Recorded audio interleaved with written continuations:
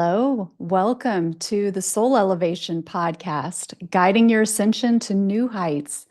I'm your host, Kara Goodwin, and I'm excited to be with you today. I want to talk about manifestation and something, I want to take it to another level. Sorry, just doing a little adjusting here. Oh, and I had said in my last live that I want to be sure to mention the date because I'm releasing these also as audio later in the audio podcast. So I'm recording this on Friday, May 2nd. And so today let's talk about manifestation. Manifestation is a really popular topic. And it's an interesting one because it is very empowering when we're talking about manifestation. It's really talking about being the creator, stepping into our role as creators of our reality. And I love that aspect of it, this empowerment piece.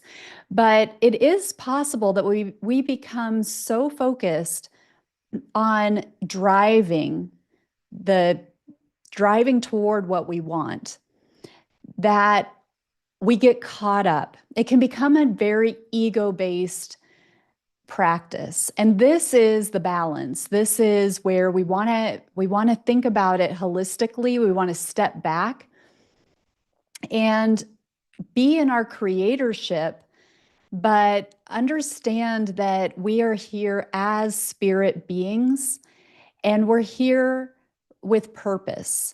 And if you're drawn to content like mine, you very likely have, kind of a spiritual purpose, a cosmic purpose, and it's more than your ego. And it's something that we want to keep ourselves in check with, where we can have the ego, we can kind of get really focused on what it is that we want, and we can stop seeing the forest for the trees. And so let's just say, for example, that you're a musician and you feel that you're bringing your purpose through as a musician.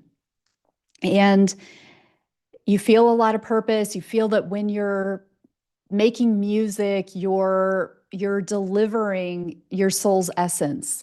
And you want as many people to hear your music as possible because people feel uplifted by it. You feel so connected when you're in it, and you just feel alive in your music. But maybe it's early days and people are just starting to get to know you, and maybe it feels like you're not making the traction that you want to make. That it's like, wow, I really thought by now I'd have thousands of downloads, or people would be inviting me to perform, and I feel like I could expand and grow so much more, and then people would benefit so much by my music.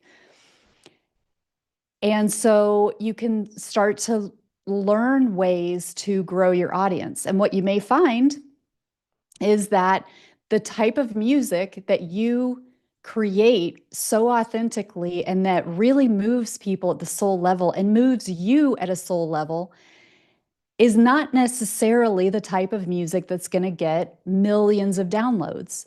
Maybe it's a little smaller market. It's more niche because the people who resonate with what you're bringing, it's a very high vibration, and the millions and billions of people, the masses, are not yet at that vibration. They're not yet at the frequency where you're accessible to them. You're kind of hidden from the masses because of the vibration that you're holding. People just aren't yet interested in that vibration. They're still at a lower vibration where they're wanting music that is just, more poppy, more, the lyrics are maybe more focused in the romantic love or even the violence or getting what you want, whatever it might be. That is still maybe what's driving the masses, what they relate to, what they respond to. So you may think in your mind, Well, I want people to hear my music. I want people to hear me.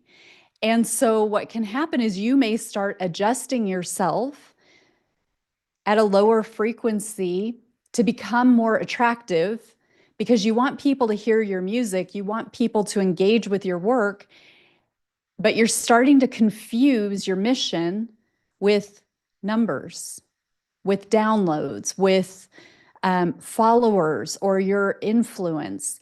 And what's happening is your vibration is not at its authentic point. And you may notice, like, because you've become so focused on becoming popular and because you want to have the biggest, what started as, I want the most amount of people to benefit from what I'm offering, which would be that high vibration music that you're sending out. That is what would hit people in the heart and really change them at the soul level, really connect with them at the soul level, because you would be offering your authentic being.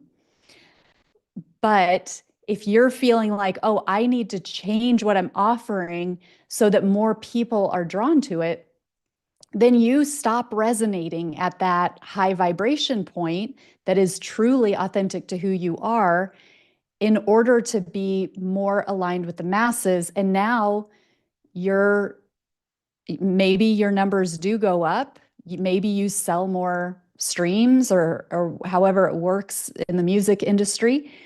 Um, but at what cost? If your mission really is to use yourself authentically, to let God's energy flow through you, to let your authentic spiritual energy be expressed in a certain way, but you suddenly become focused on, well, if I'm going to be successful in this, it has to have this mass appeal. And I'm using music here because that's kind of easy. A lot of people love music, and maybe we can relate to that. But you could be a healer, and be confused by the number, well, I feel like I want to be offering a service and offering my authentic expression, but I don't have the client numbers that I want. So maybe I need to change the approach to my marketing so that I capture more people. And in order to really capture more clients, I kind of have to trick them into buying. I need to manipulate them. I need to create a demand, that I need to kind of pick a wound within them so that they feel that they need my service, because ultimately then they'll be better off. But I'm actually making them feel worse in order for me to be able to come in and make them feel better. So again, there's that compromise of like, well, if you're really in your authenticity, but you're trying to manipulate people, then where are you? So we really want to be honest with ourselves. We want to be authentic. And when it comes to manifestation, we want to keep our eye on what the truth is about what we're wanting to provide. What's the true value to what we want to manifest? And this is where that inner work comes in, where if we can align ourselves, where we are clearing out our shadows and being able to become aware enough of our ego and our shadows and our temptations, and so that those things aren't working in the background without us realizing what's happening, then we get into this body, mind, spirit alignment where we're allowing our higher self, the true spirit that we are, to take up space in our body, to move through us and to express through us, so that when we are expressing, we are not expressing from the ego, we're expressing from our higher self. And then there's that authenticity that's coming through. And that's where the rubber hits the road, because we really start to feel that fulfillment within us that goes beyond what the ego may deem successful, or like uh, desirable, um, where we're not having to compromise so much in order to fit this standard of what we think it will look like when we are really manifesting it appropriately, successfully. Does that make sense? So it's this being right within ourselves, being aligned with our higher self. And it just takes time. It takes practice. But this is why meditation is so important. This is why time in nature is so important. This is why it's so important to cultivate that communication, that strengthen that connection with our higher self so that we can be guided from a higher realm from and ultimately the whole point of that is so that we can be in our highest reality, expressing ourselves in the highest way with this precious life that we have. So um, hopefully that makes sense. I want to just make sure that you know, and I'll put a link down in the notes when I'm finished recording this. I have a new free meditation that I would love for you to download. This is a new earth meditation. So it's really drawing the highest reality into our life. And we're looking at this really from a collective perspective. So if we were existing in the highest timeline as a collective, what would reality look like? What would the air be like? What would the water be like? How would people be communicating with themselves? How would they be connecting? What would unity look like? What would the animals be like? And so it's bringing our attention to this higher timeline that exists. Okay, when we think about timelines, everything is available now, but we're just focused on one version of it. So if we can clarify our vision of what a higher reality looks like, we can draw it to us.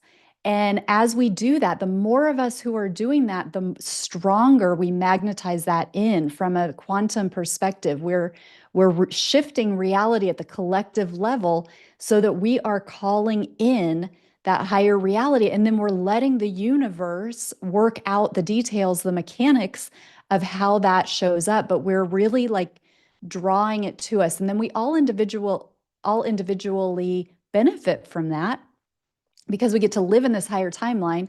We are also blessed by the energies that we pull in and on the individual level, but it's also service that we're offering to the collective through our intention, where we're going beyond our individual desires for manifestation and we're expanding into manifesting on behalf of the collective to benefit everybody and to help everybody to elevate. And it's a very, very important part of your spiritual work and your spiritual opportunity.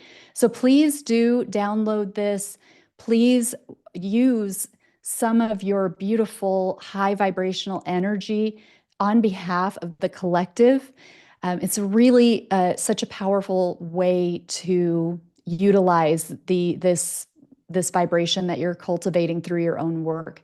So I thank you, and I will see you next time. Thank you so much for being here. Many blessings.